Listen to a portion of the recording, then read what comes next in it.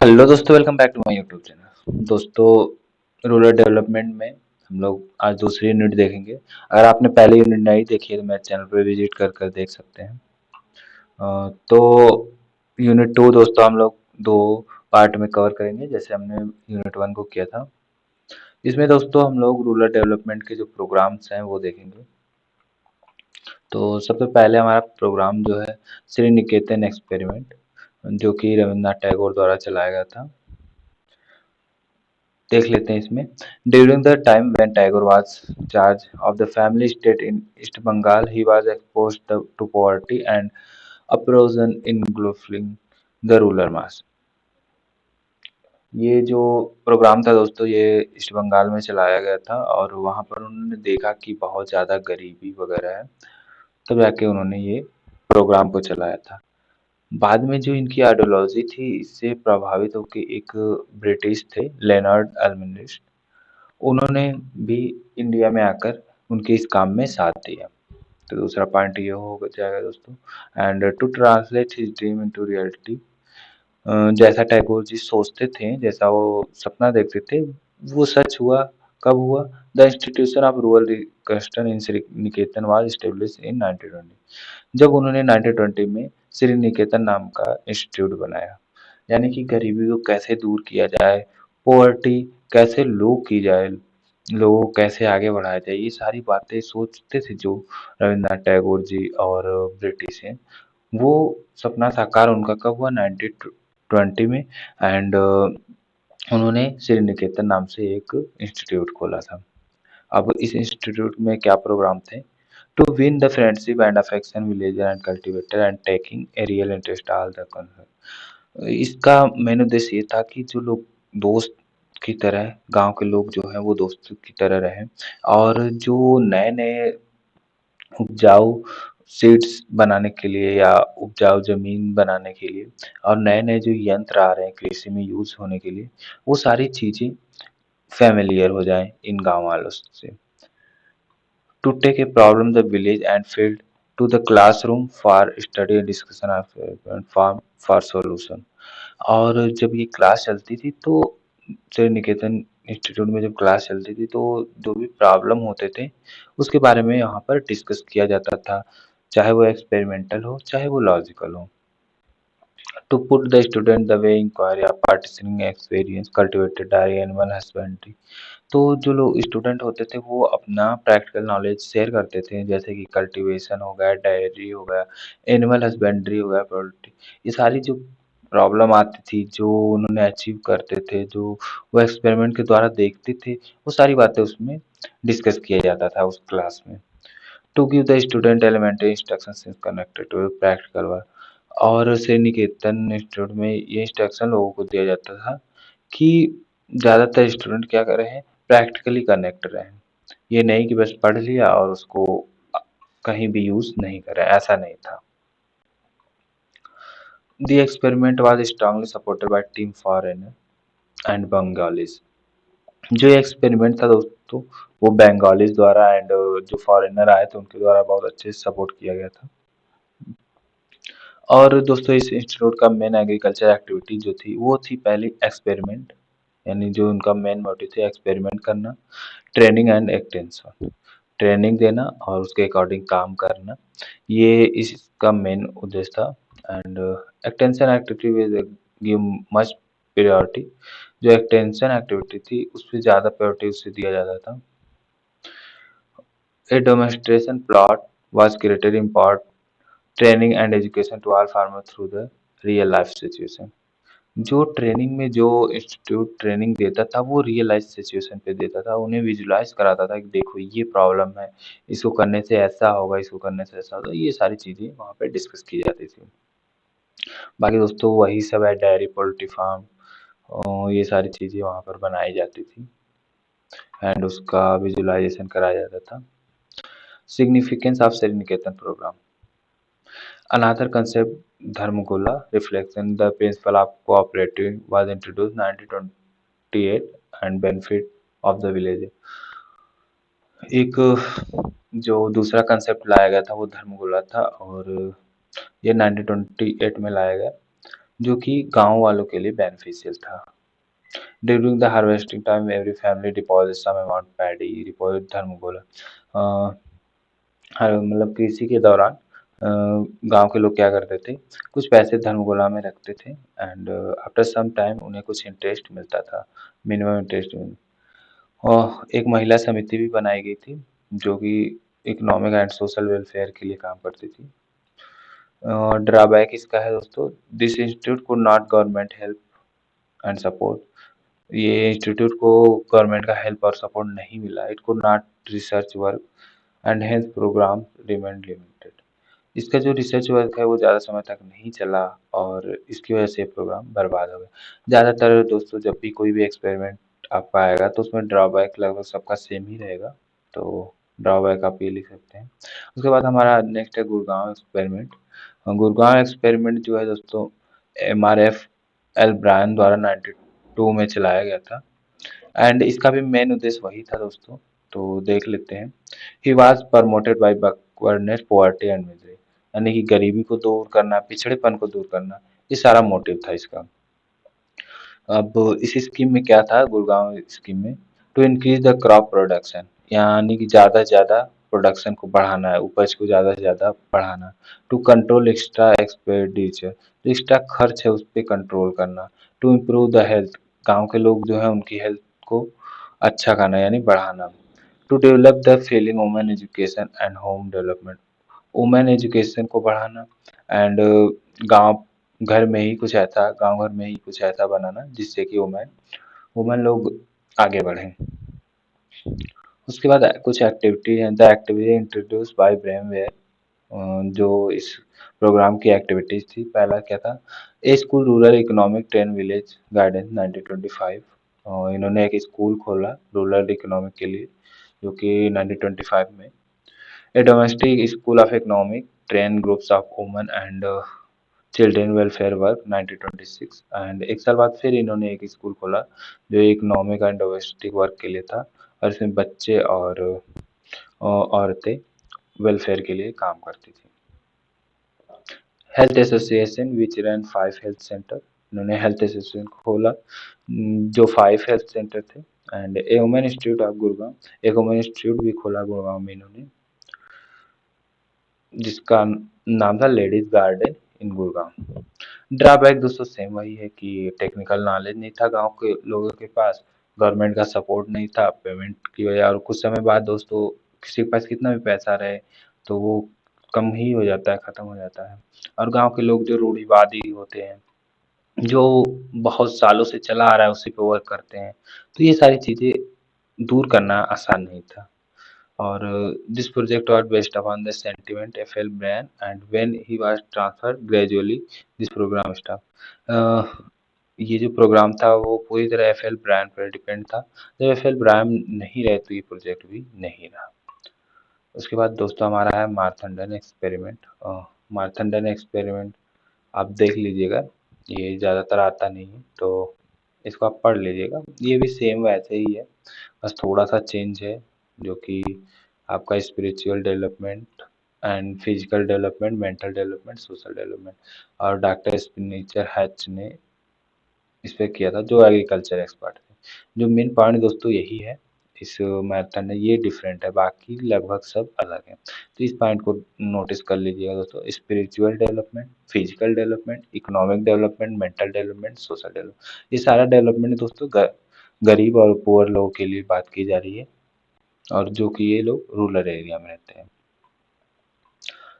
Drawback भी लगभग दोस्तों सेम है कि गवर्नमेंटल हेल्प नहीं मिला। मैंने आप लोगों को बोला था कि ये लगभग सब में सेम रहेगा, तो इसमें भी देखिए दोस्तों सेम ही है। एंड आप लिख सकते हैं। उसके बाद हम लोग देखते हैं बड़ौदा एक्सपेरिमेंट। बड़ौदा एक्सपेरिमेंट काफ़ी छोटा है, इसको भी समझ सकते हैं। The movement was started VT Krishnacharya 1932 in the Baroda state. He was Dewan at that time, जब वो दीवान थे बड़ौदा में तब उन्होंने स्टार्ट किया था, और वो समय था 1932 का। The first objective was bring about the rapid increase standards of living, industrialization and rapid extension of education। ये चाहते थे कि जो गांव के लोग हो ना वो तेजी से इंडस्ट्री से जुड़े और तेजी से एजुकेशन सिस्टम से जुड़े ताकि उनका विकास हो सके, वो अच्छे से रह सके, जो रोटी कपड़ा मकान का उनका इशू है वो सॉल्व हो सके, प्रोडक्शन वो ज़्यादा से ज़्यादा कर सकें, जो वो लोग उगाते हैं उसका ज़्यादा से ज़्यादा उगा सकें। ये सारी इनकी मेन थी। और इसमें दोस्तों सेम वही पीछे की तरह है कि पोल्ट्री फार्म वगैरह, बीस कीपिंग, स्पिनिंग वीविंग ये सारी चीज़ें आती हैं दोस्तों। तो मेन डिफरेंस यही है कि इन्होंने क्या किया था कि वीविंग वेयर ऑर्गेनाइज यानी इन कपड़े के लिए भी जोड़ दिया था। बाकी सब सेम है, पोल्ट्री फार्म, फार्मिंग ये सारी सेम है। और एक चीज़ और इन्होंने किया था, the adult education has been extended. इन्होंने एडल्ट एजुकेशन को भी बढ़ावा दिया था कि एडल्ट लोग जाने कि उनका वर्क क्या है, कैसे रहना है, ये सारी चीज़ें हैं। वर्किंग सिस्टम देख लेते हैं। By personal education contact by village, वो खुद ही पर्सनल जाके लोगों से कांटेक्ट करते थे, गांव के लोगों से कांटेक्ट में रखते थे। To use the school teacher village, जो स्कूल टीचर थे गांव के उनसे ये लोग बात करते थे ये और प्रोग्राम को बढ़ावा देते थे। हमारा इसके बाद नेक्स्ट है फिरका डेवलपमेंट स्कीम। तो Firka development scheme launch by Madras government, ये मद्रास गवर्नमेंट का था एंड ये 1946 पे आया था। और ये जो बेस था दोस्तों गांधी एंड आइडियोलॉजी पे, यानी गांधी जी के आदर्शों पे ये बेस था, जिसे विलेज स्वराज नाम दिया गया था। तो ये गांधीयन आइडियोलॉजी दोस्तों बहुत इंपॉर्टेंट है, ये बार बार आएगा, आगे भी आता रहेगा, कई यूनिट में इसका जिक्र है, तो गांधीयन आइडियोलॉजी आप अच्छे से पढ़िएगा। This scheme aimed to bring educational, economic, sanitary and other development activity village. इस स्कीम का मेन एम वही था दोस्तों कि एजुकेशन अच्छी हो, इकोनॉमिक्स गांव की अच्छी हो, सैनिटाइज किया जाए, गांव को साफ सुथरा रखा जाए, पानी वगैरह भी साफ सुथरा मिले लोगों को। क्या है ना कि अभी राजस्थान वगैरह जगहों पे बहुत ऐसे गांव हैं जहाँ पर पीने का पानी नहीं है, कुएं से निकाला जाता है जो कि बहुत गंदा होता है। तो वहाँ पर तमाम तरीके की बीमारियां आती रहती हैं, तो ये सारी दूर करने के लिए गांधी जी ने चलाया था, यानी गांधी जी की आइडियोलॉजी पे ये फिरका डेवलपमेंट चला था। उसके बाद दोस्तों the short term objective the scheme was develop basis amenities and student framework करें।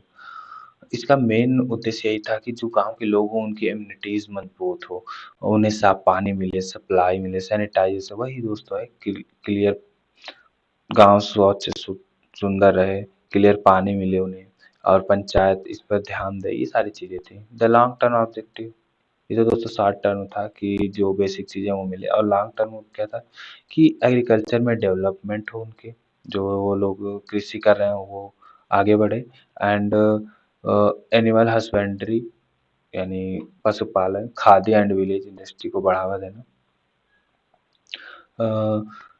फिर उसके बाद दोस्तों है कि the administrative machinery consist director of rural welfare at the state level, collector district level and rural welfare officer Firka level 5 to 2।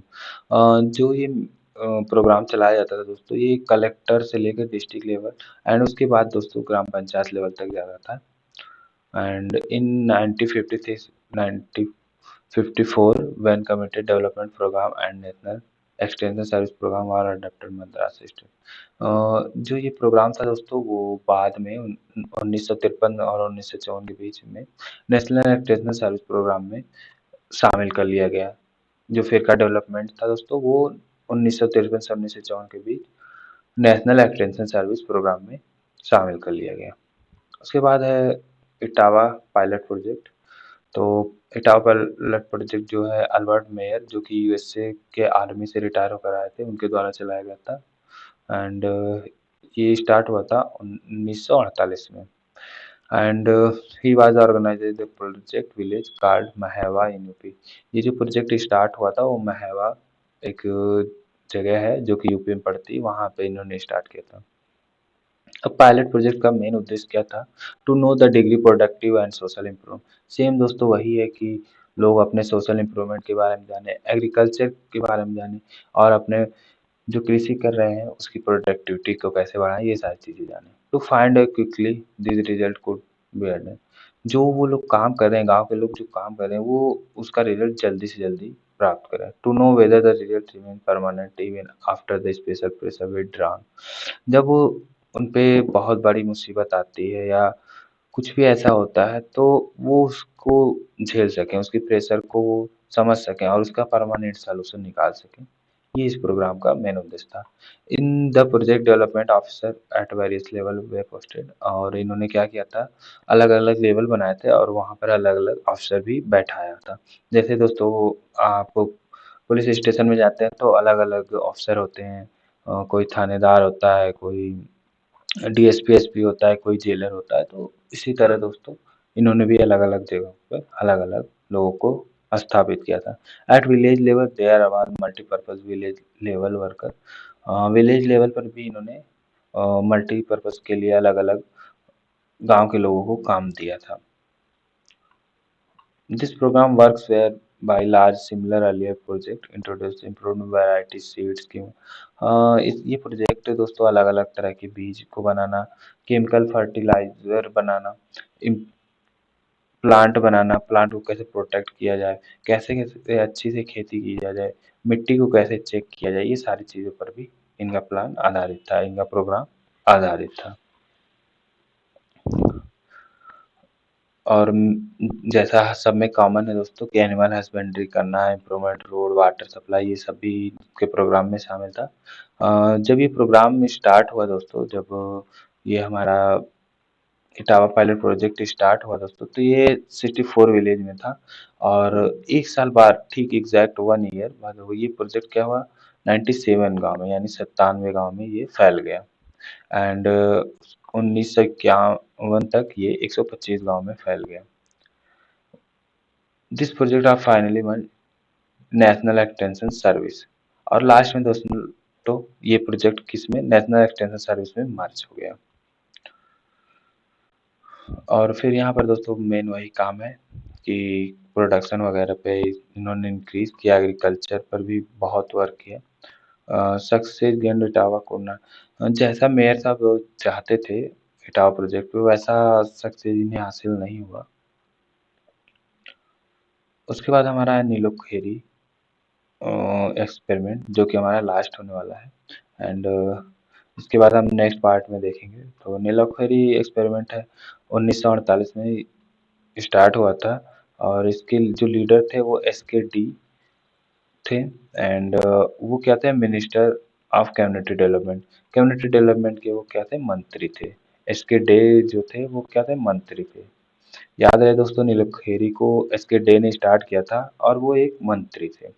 हमारा जो ये दोस्तों इटावा पायलट है, और जो फर्स्ट मैंने पढ़ाया था, हम एक बार चेक कर लेते हैं फर्स्ट हमारा क्या था। ये दोस्तों श्री निकेतन एक्सपेरिमेंट, ये दोनों बहुत इंपॉर्टेंट है, इस पे आप ज़्यादा ध्यान दीजिएगा।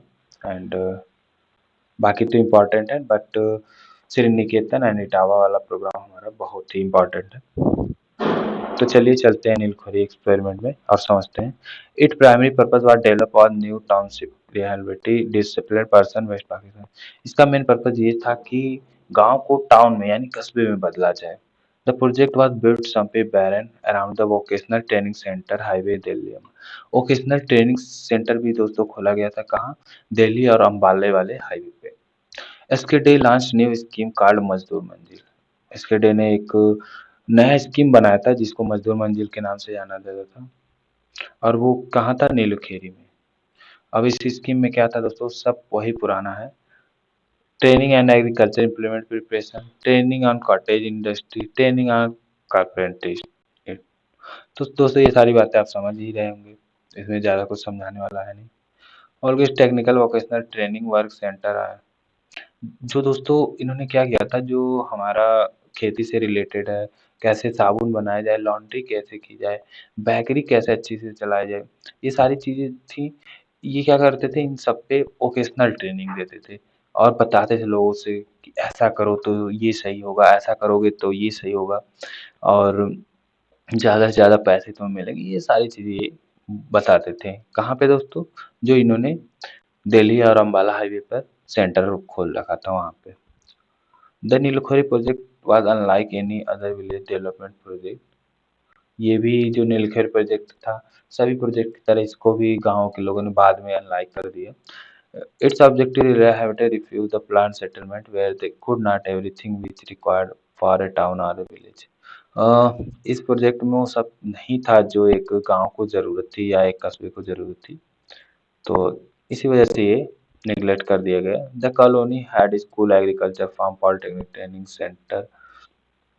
कॉलोनी में क्या था दोस्तों कि polytechnic training centre, dairy, poultry farm, piggy harvesting, printing press, garment factor and engineering workshop, ये सब खोले गए, बट ये उतना सक्सेस नहीं हुआ। Nilokheri was excellent exercise in the planning of a town. Nilokheri जो था दोस्तों, ये एक्सपेरिमेंट टाउन के लिए थोड़ा सा अच्छा था, एक्सीलेंट था, क्योंकि गांव के लिए इतना अच्छा नहीं था, बट कस्बे के लिए ये बहुत अच्छा प्लान था। दोस्तों, अब जो हमारा नेक्स्ट है वो सब हम लोग नेक्स्ट पार्ट में देखेंगे। तब तक के लिए अगर आप मेरे वीडियो पे अभी तक बने हैं तो सब्सक्राइब कर दीजिएगा। मिलते हैं नेक्स्ट वीडियो में। नमस्कार, जय हिंद, जय भारत।